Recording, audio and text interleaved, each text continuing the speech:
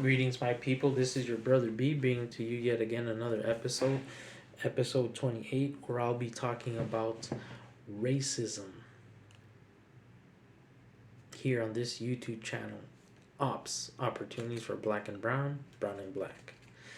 And on episode 28, just talking about racism, there's different ways of encountering or knowing about racism.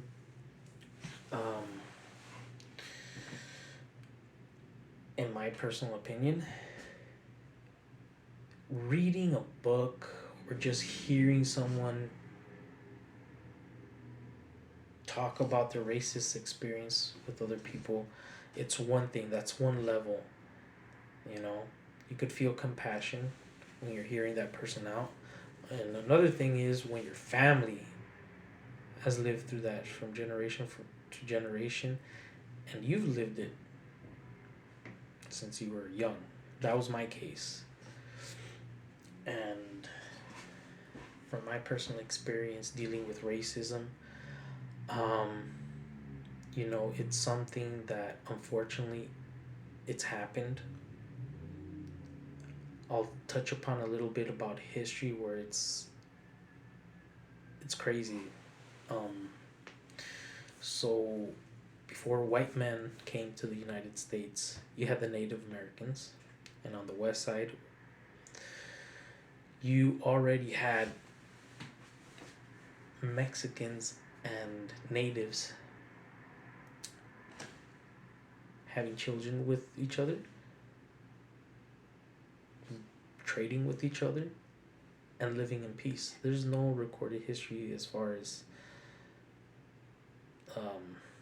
racist crazy acts. It wasn't until the white man came to the United States and, you know, got rid of a lot of native tribes, didn't respect the land as far as almost killing off bison, black bear, grizzly bear in certain places, and the sea otter, certain wolves too. So they also brought slaves to the United States, and a good part of the United States is built on the backs of slaves, African American slaves.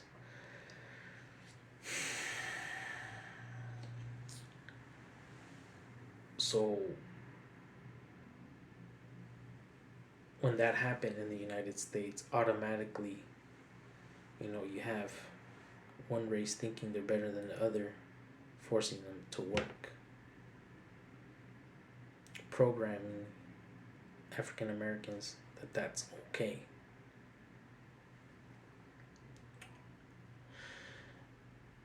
And then later on, and of course, Abraham Lincoln, you know, stopped slavery. But the thing is, there was still a lot of racial tension, a lot of segregation, a lot of separation, from the churches, washing clothes or being allowed to eat.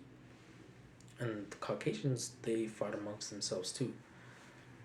As far as the Irish messing with the Italians, and just amongst them they had their own issues.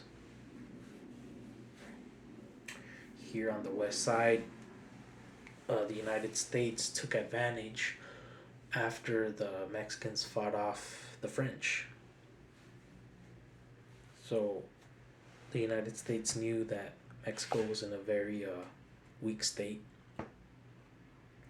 Mexico lent land, basically told people in the United States, hey, you know what, you guys can come to Texas. We'll lend you the land, you just pay a certain amount, that's it. The thing is, people didn't want to pay up, and that's when the Mexicans sent their army and the Battle of the Alamo. But the thing is that Mexico was already in a very weak state, that the United States took advantage of that situation.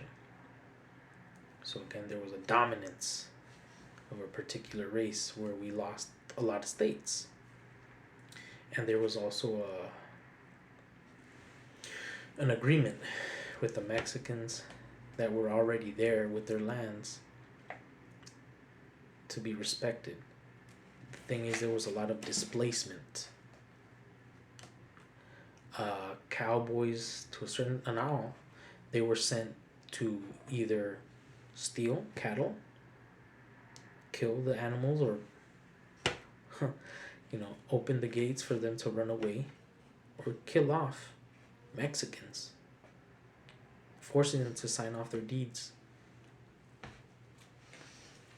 So that was also established, that a race was superior to another. But if you really come to think about it, it's just one race taking advantage of another race when they're in a weak state. And that, to me, is just the bottom of the bottom. So for that particular race, and I'm not saying all, but for that particular race that started all of that, for them to even think that they're better than the rest of us, and yet again I'm saying, not all white people think like that. They don't. And I can't even go into percentages. But that's how the root of racism started here in this country, from what I've learned. I'm not going to go into all these dates and all that. But because of those actions of people being taken from Africa and being brought over here, and being taken advantage for hundreds of years, and then after Mexico gets its independence, then has to fight off the French, and the United States comes and takes advantage of that. And then what Americans did, the new settlers, what they did to the Native Americans and to wildlife. Those ways of taking advantage of different ethnic backgrounds, and for those that think that they're superior because of that, that's not, there's no honor in that. No honor. This doesn't have to be with being a man or a woman, or whatever. That is not honorable.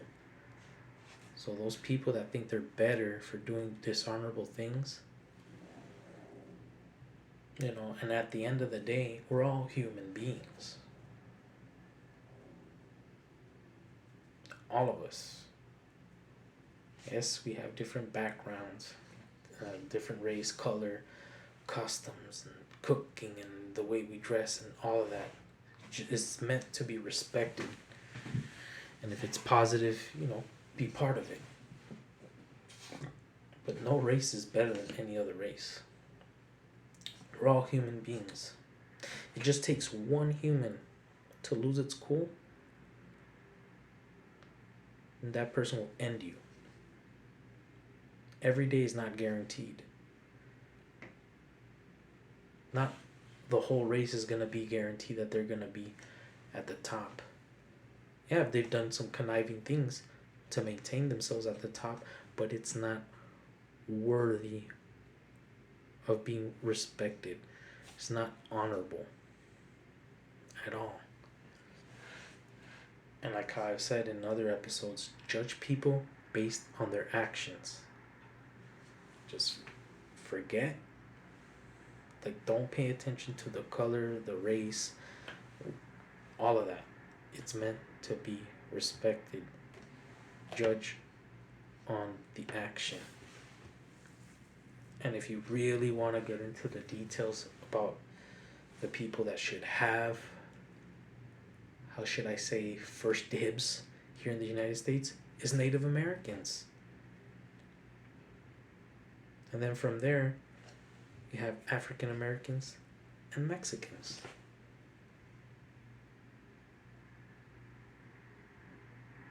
Because the ones that came over here, it wasn't just to settle. No. Settling is different. He's looking for a piece of land. I'm not saying that all of them didn't just, destroy animal life and just try to massacre tribes. No. But settling,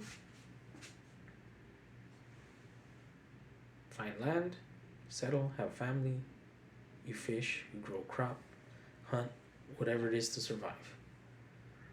See, Mexicans didn't have that issue in the Southwest with Native Americans. And if there is, send me the info. But going back to being racist, it brings you no good. Because once you start acting a certain way, you start giving that negative energy that you're giving out, eventually will come back to you or your loved ones. I guarantee it. There's no deed that goes on this life without being punished. Karma is a mother, and that is real. You might not pay for it, in your youth, but maybe your kids will, or your grandkids, or when your spirit transcends and you're looking upon what's going down on this earth. Believe me, you will see someone you love get affected by the bad deeds that you've done. And being racist is one of those things that are just no good, bottom of the bottom.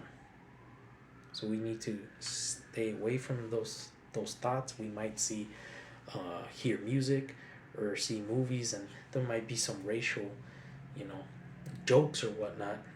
But those racial jokes could lead into different levels of emotions, or anger, sadness. You just never know how you're gonna catch that particular person. So as far as being racist, we need to be our best into checking ourselves and regulating others. And that's the most important part, regulating others. Starting with yourself, your family, your friends, and you don't need to be like, hey, shut up. No, just, hey, bro, like, we don't roll like that around here. If you don't like it, leave. So that's what I have to say about this episode when it comes to racism. And if you like the content, please like, share, and subscribe. And I'll see you guys on the next episode 29, where I'll be talking about the N-word. So stay tuned.